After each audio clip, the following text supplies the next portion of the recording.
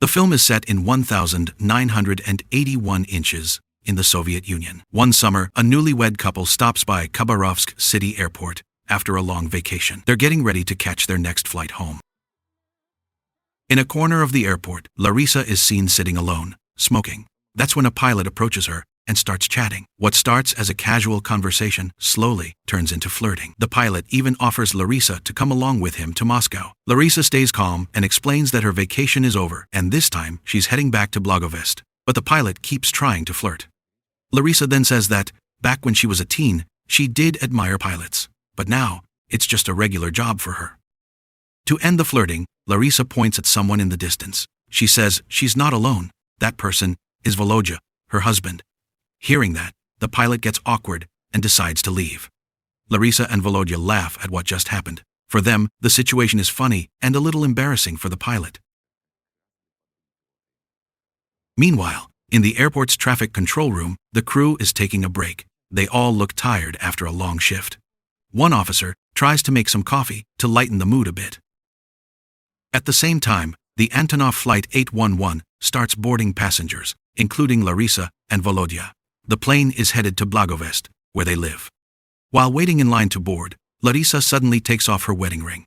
She complains that her finger feels itchy and uncomfortable. Volodya is briefly surprised, but Larisa quickly explains that she means no harm. The ring just feels too tight on her finger. In the air traffic control room, the crew is still busy with their work. Their attention is divided across multiple things. Eventually, they realize that the route to Blagovest is scheduled for a military operation. Unfortunately, they don't have clear information about the exact location of the operation. One of the crew asks if Antonov 811 should be delayed, but when they look at the runway, the plane is already ready for takeoff. Inside the plane, dozens of passengers are seated in their respective seats. When the flight attendant asks everyone to fasten their seatbelts, Larisa refuses because she feels uncomfortable sleeping with it on. Volodya doesn't mind. Instead, he hugs Larisa warmly. Not long after, the plane doors close and Antonov 811 finally takes off. About 30 minutes later, the plane is flying at around 5,000 meters.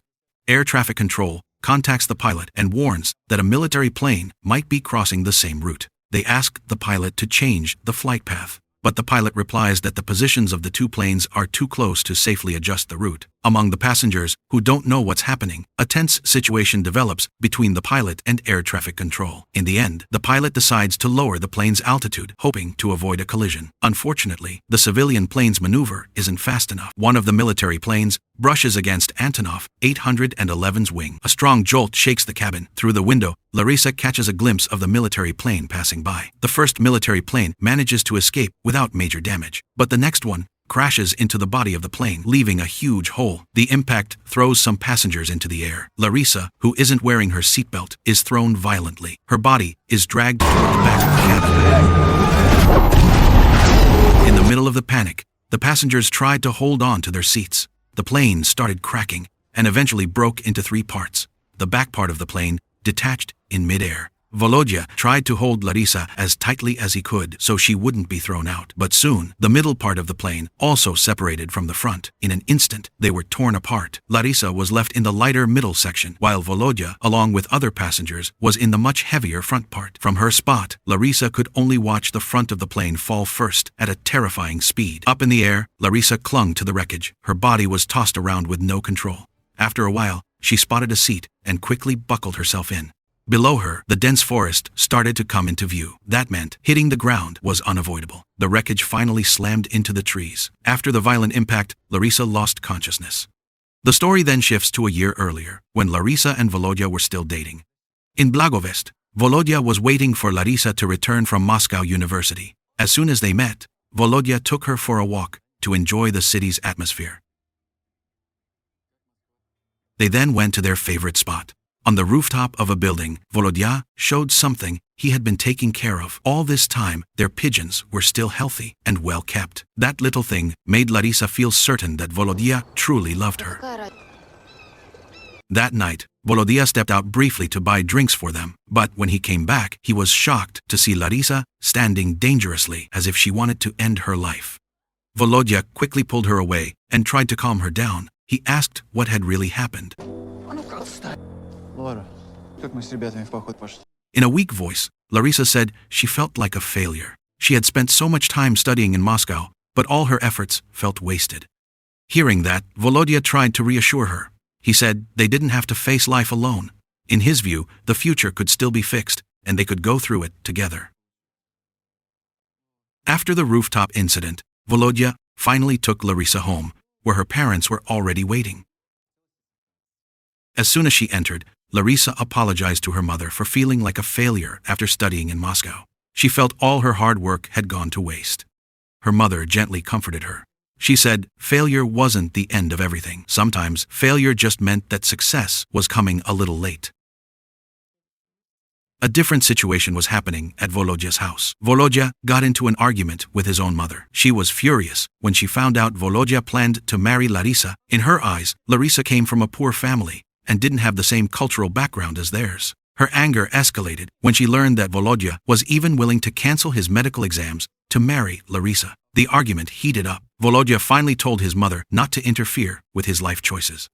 The fight ended when Volodya returned the car keys and the money she had given him. After that, he decided to leave the house. Sometime later at campus, Volodya publicly proposed to Larisa. The gesture caught her completely off guard, but she was happy too. Without waiting, Volodya immediately took her to the civil registry office to get married. But Larisa hesitated for a moment. She felt she wasn't ready for married life yet. Hearing that, Volodya tried to reassure her. He said they could still go to school during the day, while he would work at night to cover their needs. He had also thought about where they would live. Volodya said they could stay in his mother's old apartment, which had been empty for a long time. In the end, they both agreed to get married. After officially becoming husband and wife, they started cleaning the empty apartment together. The place was a mess, but slowly, they arranged it until it was livable. In the meantime, Volodya did odd jobs to earn money. Life wasn't easy. Most of their time went to work, and their school performance started to drop. Even so, they were happy spending their days together. Gradually, their apartment started to look more decent to live in. One day, they visited Larisa's parents. While eating together, they shared stories about their life. Larisa's mother asked about Volodya's relationship with his own parents. Volodya honestly said that since the fight, he hadn't spoken to his mother. He only mentioned that she knew where he lived but never came to visit. Maybe she was still upset about their marriage. Seeing the couple, Larisa's mother offered something. She wanted to give them a vacation ticket as a honeymoon gift, since they had postponed the plan for so long. Volodya politely declined. He said they had enough money to plan the trip themselves. Then, Volodya shared his plan to visit Khabarovsk and enjoy the natural scenery there. Unfortunately, Larisa's father didn't respond well. He sarcastically said that Volodya was probably taking Larisa to the forest because he couldn't afford a better place. The comment offended Volodya. He decided to walk away to calm himself down. After that visit, Volodya and Larisa decided to go to the cinema. They watched a movie about a plane crash. For Larisa, the story in the movie felt like an over-the-top fairy tale. When the film ended, Larisa went to the restroom alone. Suddenly, the atmosphere felt strange. The lights started flickering, and the room that had seemed normal turned eerie. Larisa then saw something that didn't make sense. In front of her appeared a dark, wild forest. As she walked closer, she saw herself among the wreckage of a destroyed plane. The story then returns to the present. Larisa suddenly woke up from her fainting spell in the middle of the forest. She realized that all those visions had just been a dream that felt incredibly real. But the reality she faced was far worse. Pain started spreading through her body. Looking down, she was shocked to see her leg pierced by a piece of metal from the plane wreck. The metal was large enough to go through her leg, leaving her unable to move. The only way was to pull it out herself. With intense pain, Larisa slowly tried to remove the metal. The process was excruciating, but she finally managed to get it out. Elsewhere, an intelligence officer named Knyazev received a call from his superior, a high-ranking military officer named General Stehov. Stehov explained that one of their surveillance military planes had crashed. The incident disrupted the military operation related to a missile launch from the central base. He ordered Knyazev to find out what caused it immediately. If the culprit wasn't found, everyone involved in the operation could lose their rank. Stehov also stressed that the whole event was classified because it involved the military. After receiving the orders, Knyazev said he was ready to carry out the mission permission and left immediately. Meanwhile, in the forest, blood kept flowing from Larissa's leg. She realized she needed to stop the bleeding fast. Using a sharp piece of metal from the wreckage, Larissa tore her own shirt and used the fabric to cover the wound as best as she could. After that, Larissa tried to stand and shouted for help, but no one answered. A few steps later, Larissa saw a little girl lying on the ground. When she got closer, she realized the girl was already dead. The sight shocked Larissa even more and filled her with despair. Elsewhere, Knyazov arrived at the Air Force base in Zavit, connected to the incident. He requested a list of the plane's passengers and data on the military personnel who were on duty at the time. Knyazov also reminded everyone there that the incident had to be kept secret and must not be made public. He even ordered some members to cut communication cables to prevent information from spreading. After that, Knyazov went to several key locations in Zavit. He asked influential locals to create news distractions so civilians wouldn't approach the crash site. Knyazov also met an elderly woman who had local authority. He asked her to send telegrams about a car accident to several addresses he had prepared. The goal was the same: divert attention. As a final step, Knyazov went to the military operations office in the city and met General Ivan. There he showed his orders. Then Knyazov asked General Ivan to block all roads leading to the forest where the plane had crashed. He also requested helicopters and several search teams to investigate the area. The purpose was clear: find out what really happened behind the accident. Meanwhile, in Blagovest, Larissa's mother was spending her holiday with her son. The atmosphere was calm at first, until a man suddenly arrived and handed her a telegram. As soon as she read it, her expression changed. The telegram reported a car accident. At the same time, in the forest where the plane had crashed, Larissa finally regained consciousness after being bitten by forest mosquitoes. The pain from her leg wound was still there, but she tried to hold on. At that moment, a helicopter carrying Knyazov was patrolling above the forest. They scoured the wide area to look for crash traces. Knyazov instructed the helicopter crew to mark any spots that seemed to have plane wreckage, but he also gave strict orders to the pilot not to land in the area. Not long after, Larissa heard the sound of a helicopter in the distance. She quickly grabbed the cloth and tried to run toward the sound. When the helicopter flew right above her, Larissa shouted with all her strength for help. The pilot finally noticed someone down below and suggested landing to pick her up. But Knyazov immediately forbade it, citing operational security. The helicopter kept flying away from the area. Larissa could only stand there, frozen, watching the helicopter disappear. She looked confused and couldn't understand why they didn't rescue her. Elsewhere in the forest, the search team started combing the area. Not long after, one of the officers found a pilot's body stuck in a tree. The body was then evacuated and taken to an emergency tent. A little while later, Knyazov arrived with his helicopter. Knyazov immediately asked about the discovery. All the search team members were gathered to give their report. They said they had found several pieces of the plane wreckage at different spots. But Knyazov gave some surprising instructions. He forbade anyone from touching anything at the crash site before reporting to him.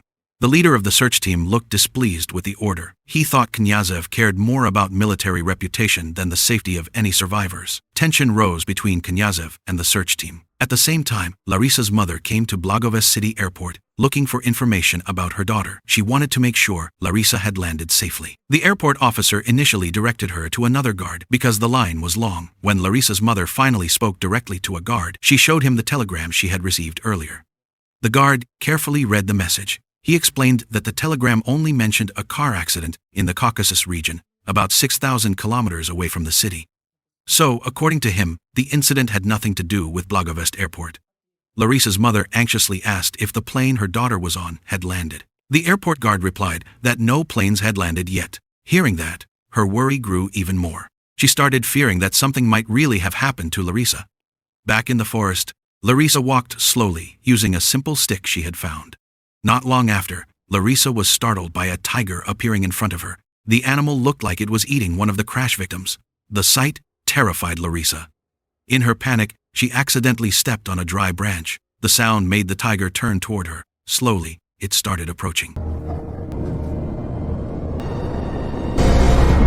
But before anything happened, the sound of a helicopter could be heard passing overhead. The noise scared the tiger away into the forest. The predator's departure gave Larissa some relief, and she sat down to rest. There, Larissa found a small doll belonging to one of the victims. She picked it up and started talking to it, as if the doll was her companion in the lonely forest. Not long after, she remembered something Volodya had taught her. She recalled that their plane had flown west before. That meant if she wanted to reach the city, she needed to walk west. The problem was, Larissa didn't have a compass. Then she remembered that Volodya had once shown her how to make a simple compass using a needle and a leaf. Luckily, the doll she found had a tiny needle inside. Larissa rubbed the needle on her clothes several times to create a simple magnetic field. After that, she placed the needle on a leaf floating in a puddle of water. Slowly, the needle moved and pointed north. Larissa felt really happy because she could finally figure out which way to go. She then started preparing supplies. Larissa took water from the river and collected some items that might be useful during her journey. With a bag of water in hand, Larissa finally began walking in the direction she believed was correct. At the same time, the search team was still combing the outskirts of the forest, but they were still very far from Larissa's position. Meanwhile, Larissa kept walking alone, trying to remember everything Volodya had taught her about survival. After walking a good distance, she suddenly stepped on something unstable. Larissa realized she was standing on quicksand. Panicking, she tried to move and struggle, but that only made her sink deeper. As the sand nearly swallowed her, Larissa reached for a nearby branch. Very carefully, she pulled herself up little by little. Thanks to the branch, she finally managed to get out of the quicksand and save herself. Elsewhere, Knyazov was at Khabarovsk airport interrogating two air traffic officers who had been on duty during the incident. The two officers explained that they had actually reported to the military that Antonov 811 was flying at around 5,000 meters, but the airport never received official information about the position of the military plane that was operating. They also didn't get any instructions from the military. On top of that, civilian officers weren't allowed to track the military plane on radar for secrecy reasons, so they really had no idea where the military plane was at the time. Hearing this, Knyazov became even more confused about who was actually responsible for the accident. In the forest, Larissa kept walking until she finally found a fairly high plateau. She tried to climb it slowly, but when she was almost at the top, she slipped and fell back down. Even though she was exhausted, Larissa didn't give up. She tried again, this time crawling slowly. After struggling for quite a while, she finally made it over the plateau. Meanwhile, Knyazov called one of the military pilots involved in the collision. The pilot explained that before the crash, their two fighter jets had already detected another plane in the area. He reported it to the military control center, but no further instructions were given. When the pilot saw the plane in front of him, he maneuvered to avoid it and survived, but the military plane behind him couldn't maneuver in time, so the collision couldn't be avoided. Knyazov then asked why the pilot didn't inform the air traffic officers about the position of their military plane. One of the soldiers said the military pilot was only allowed to report to the military control center because all their flight information was classified. After hearing that, Knyazov realized that the military also bore part of the blame for the tragedy. Back in the forest, Larissa kept walking despite being completely exhausted. A little later, bad luck struck again when she came across the tiger she had seen before. This time, the tiger stared straight at her and began chasing. Seeing danger in front of her, Larissa ran as fast as she could. She was gasping for breath, trying to get away. Just as the tiger almost pounced, Larissa suddenly slipped into a narrow crevice between rocks. Strangely, that accident ended up saving her. The narrow gap kept the tiger from reaching her. Larissa hid silently behind the rocks until the tiger finally wandered away. Once things felt safe, Larissa slowly got up and continued her journey. Not long after, she found a few suitcases scattered on the ground. They probably belonged to passengers who had been thrown out during the crash. Larissa started checking them one by one and found a match she could still use. As night began to fall, she decided to take a break. Larissa made a small campfire in the middle of the forest to warm herself. Sitting by the fire, she lit her last remaining cigarette. From the suitcases, she also grabbed some canned food to fill her stomach. She kept a few other items that might be useful on her journey. All night long, Larissa just sat there, staring at the fire. The sight reminded her of the last vacation with Volodya when they had camped in the forest. That night, they had spent time sitting by the fire, talking. In that warm, quiet atmosphere, Volodya had said that he wanted to have a baby boy one day, remembering all that left Larisa silent. Now, she could only hope her husband was still alive somewhere. Meanwhile, Knyazov met with the local village head to discuss the investigation into the plane crash. The village head immediately asked how the investigation was going and who was really responsible for the crash.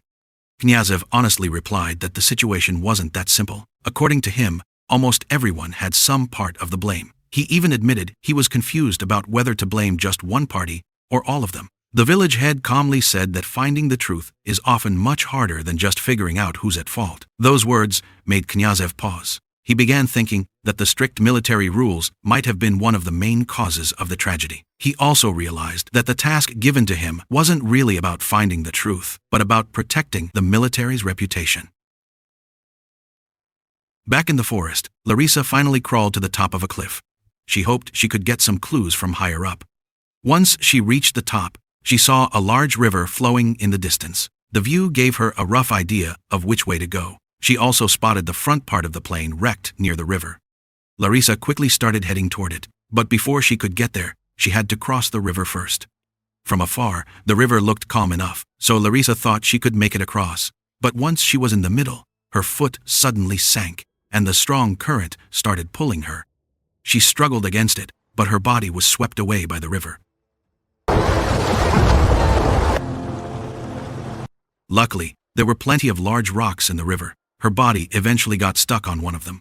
Struggling, Larisa crawled up onto the rock and managed to get out of the water. She was safe again. After that, she approached the front part of the plane wreck. Larisa started checking inside and found a pilot who had already died. Nearby, she also found an emergency box. From it, she took a flare gun. At first, she looked unsure how to use it. But after trying a few times, she finally managed to fire a flare into the sky. The red light shot high up, giving Larisa a little hope that someone might see her. In the city, Larisa's parents were growing more anxious. Her father had just heard that all flights were delayed. They decided to go see the local village head, who happened to be an old friend of her father. But on the way, the highway was blocked by the military. Larisa's father got out of the car and tried to explain to the soldiers that he was a friend of the village head on duty. But the soldiers didn't just believe him, they even threatened to search the car. At the same spot was Galina, Volodya's mother, who was looking for her son. When Larisa's parents' car was about to be searched, Galina offered that they could ride with her instead. Even though their relationship wasn't completely close, they were both worried about their kids. In the end, they worked together and managed to get past the blockade. There was even a brief chase with military vehicles.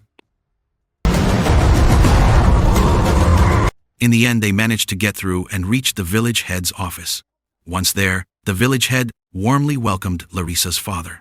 The soldiers who came to detain them were ordered to step back. Larisa's father explained that his daughter hadn't returned since boarding the plane. The village head just stayed silent for a moment, then said that this situation was extremely sensitive and confidential. The village head agreed to explain everything, but they all had to promise to stay calm and not share the information with anyone. After agreeing, they all went inside and met Knyazov. There, Knyazov explained that the plane carrying their children had indeed crashed. Many of the victims were still missing. Hearing this, they all broke down in tears. Larisa's mother handed over a photo of her daughter to Knyazov. With hope in her eyes, she begged him to find Larisa. They all still wanted to believe their children might be alive somewhere.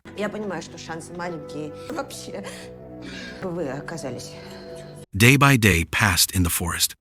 Larisa was still holding on alone, her body growing weaker from the cold. She tried gathering wood to make a fire to warm herself, but when she tried to light it, she realized her match was ruined. The cold was biting through her. With no other option, she covered her head with a piece of plastic she found among the debris. With this makeshift protection, she rested for a bit to regain some strength. Not long after, her eyes caught something hanging in a tree. Larisa quickly removed the plastic from her head and reached for it. It turned out to be a bag caught in the branches. After retrieving it and opening it, she immediately recognized it. It was Volodya's bag. Inside were some personal items, including Volodya's book, with notes about their life together. Larisa froze for a moment, memories of Volodya flooding back.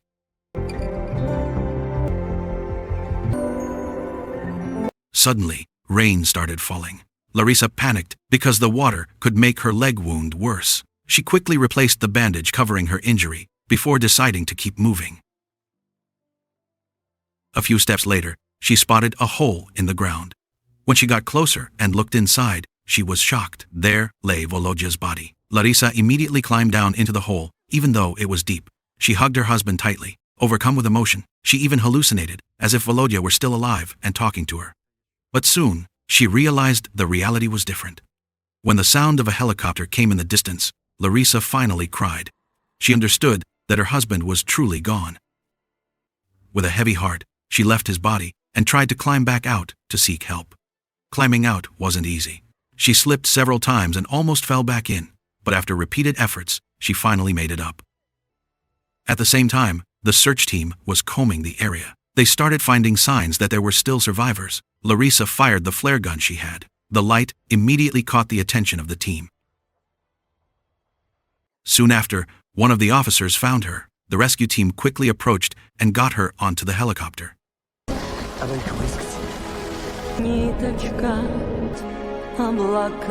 Inside the helicopter, Larisa could only sit quietly, staring out the window. In her mind, she kept imagining Volodya below, waving goodbye.